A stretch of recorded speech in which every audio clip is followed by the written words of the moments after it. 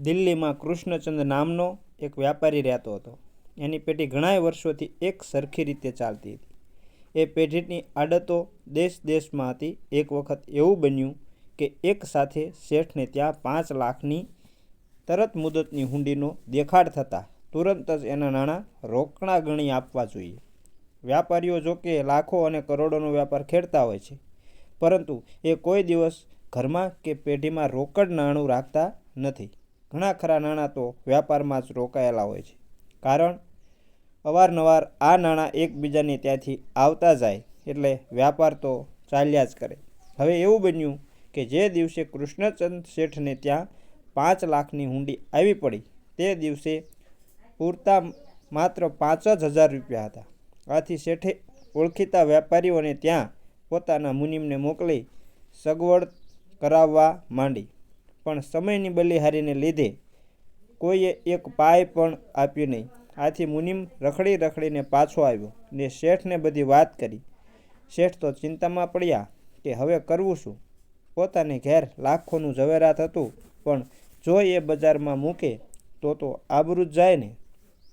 આ પ્રમાણે શેઠ હવે શું કરવું એવા વિચારમાં પડ્યા. છેવટે શેઠ એક વિચાર પર આવ્યા કે માત્ર હવે એક પ્રેમચંદ શેઠને ત્યાં જવાનું બાકી રહ્યું છે, માટે જો હું ત્યાં જાઉં તો રૂપિયા મળે ખરા. હવે આ પ્રેમચંદ શેઠ મહાબદમાશ હતો. કોઈની પાસે લખાવે કાંઈ અને આપે પણ કાંઈ. પણ હવે કહેવત છે ને કે ગરજે ગધાડાને પણ બાપ કહેવું પડે. એટલે કૃષ્ણચંદ શેઠને અત્યારે જ ખાસ ગરજ હોવાથી પ્રેમચંદ શેઠને ઘેરે ગયા. એકબીજાએ વ્યાપાર ધંધાની વાતો કર્યા પછી કૃષ્ણચંદ શેઠે પોતાની વાત ધીમેક રહીને મૂકી. કૃષ્ણચંદ શેઠ 1 માસની મુદત માટે ગમે તે વ્યાજે 5 લાખ રૂપિયાની માંગણી કરી, પણ પ્રેમચંદ શેઠે કહ્યું, મારે વ્યાજની જરા પણ પડી નથી. આપ કોઈ દિવસ નહીં અને આજે જ મારે ત્યાં જાતે પધાર્યા છો, તો પછી આપથી મારે મન રૂપિયા વધારે નથી.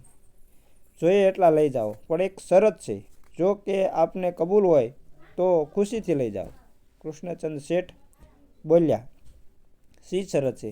પ્રેમચંદ શેઠે કહ્યું, જુઓ, જો મુદત મુજબ 1 મહિનામાં રૂપિયા પાછા નહીં ફરે તો તે રૂપિયાના બદલામાં આપના શરીરમાંથી 1.25 શેર માંસ મારા હાથે કાપી લઈશ. જો આ શરત તો આપને મંજૂર હોય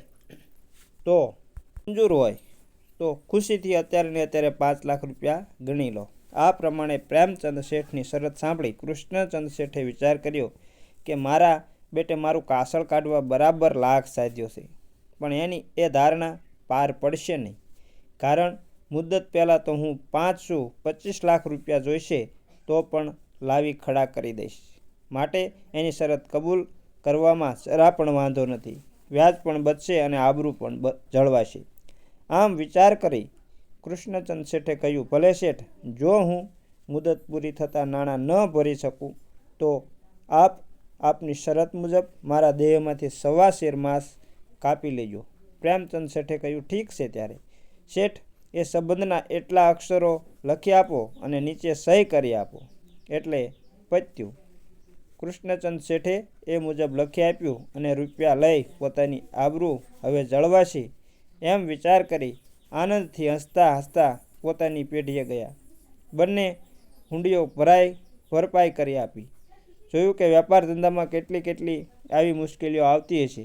હવે એવું બન્યું કે કૃષ્ણચંદ શેઠની જે ધારણા હતી એ 1 મહિનામાં તો શું, 5 શું, પણ 25 લાખ રૂપિયા લાવી ખડા કરી શકીશ એ પાર પડી નહીં.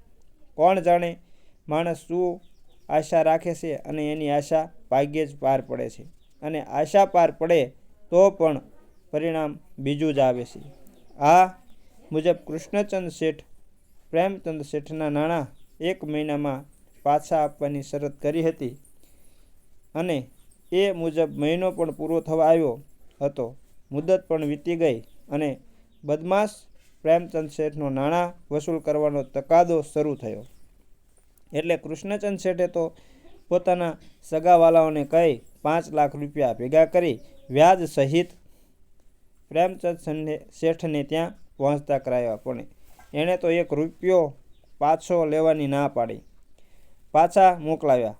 પ્રેમચંદ શેઠે કેવડાવ્યું કે મારે 5 લાખ રૂપિયાની જરૂર નથી, પણ મારે તો આપના વચન મુજબ 1.25 શેર માંસ આપના શરીરમાંથી મારે હાથે કાપી લેવું છે.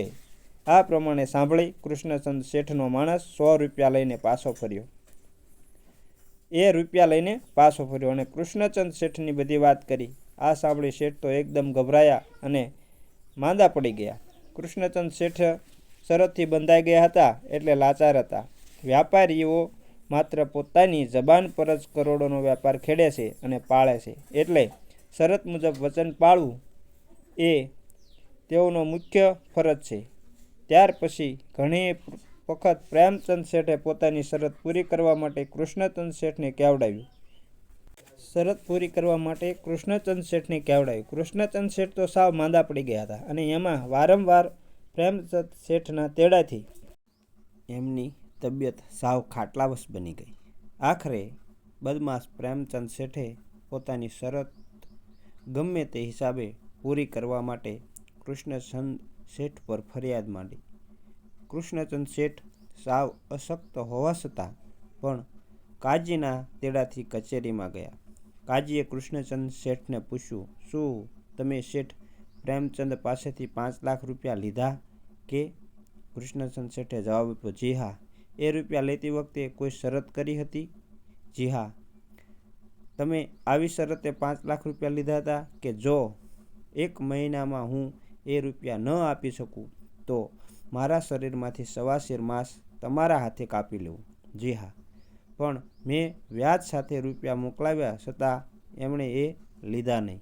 ફક્ત એ તો 1.25 શેર માંસ મારા શરીરમાંથી લેવા માંગે છે. માટે આપને જે યોગ્ય લાગે તે ન્યાય આપો.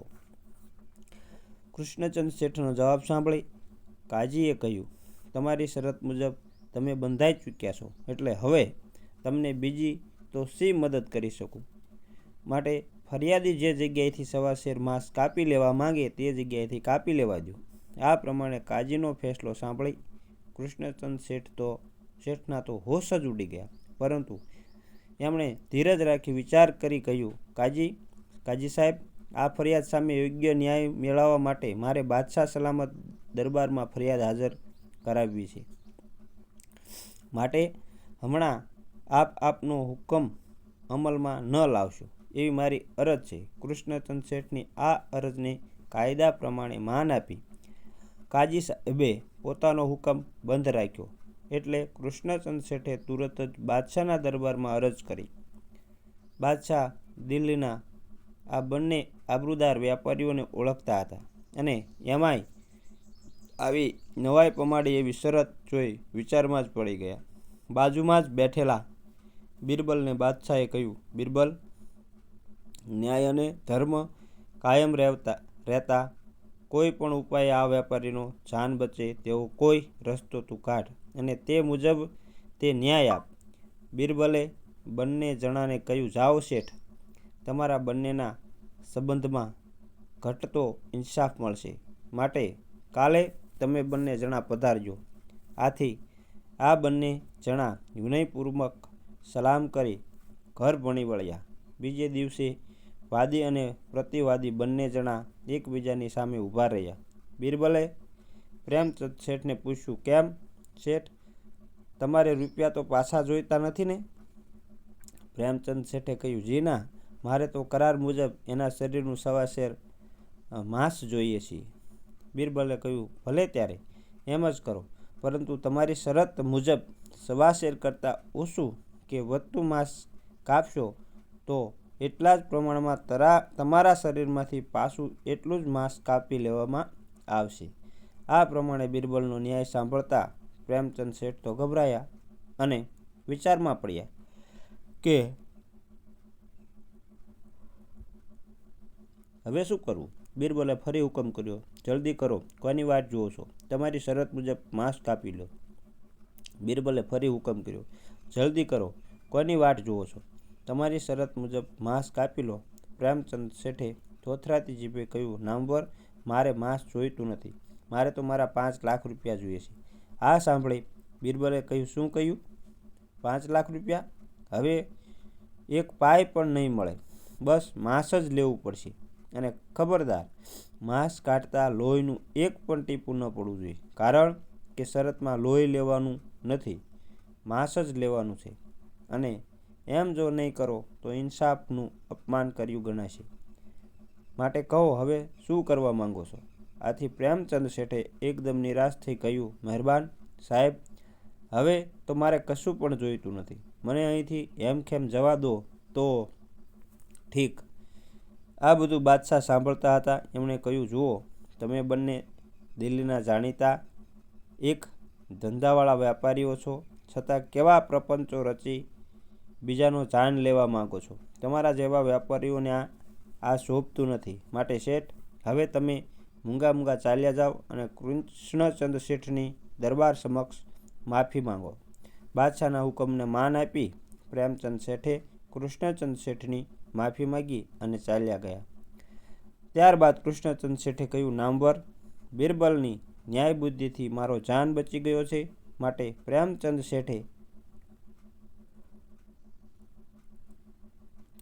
શેઠ પાસેથી લીધેલા રૂપિયા હું બિરબલને ઇનામ તરીકે આપું છું. આમ કહી કૃષ્ણચંદ શેઠે રૂપિયા મંગાવી બિરબલને આપ્યા. બિરાદરો જોયું કે વેપારીઓ પોતાની આબરૂ જાળવવા કેવા કેવા જોખમ વહારી લે છે. મિત્રો, આમ જો અમારી વાર્તા સારી લાગી હોય તો અમારી ચેનલને લાઇક અને શેર કરજો અને કોમેન્ટમાં જય માતાજી લખવાનું ભૂલતા નહીં. અને ચેનલ પર નવા હોય તો હું તમને એક વિનંતી કરું છું, એક અનુરોધ કરું છું કે અમારી ચેનલને સબસ્ક્રાઈબ જરૂર કરી લેજો અને સાથે સાથે બેલ આઇકનને પણ દબાવી દેજો, જેથી કરીને અમારી ચેનલનું નોટિફિકેશન સૌથી પહેલાં તમને મળે અને અમે તમને આવી નવી નવી વાર્તાઓ પીરસતા રહીએ. જય માતાજી મિત્રો.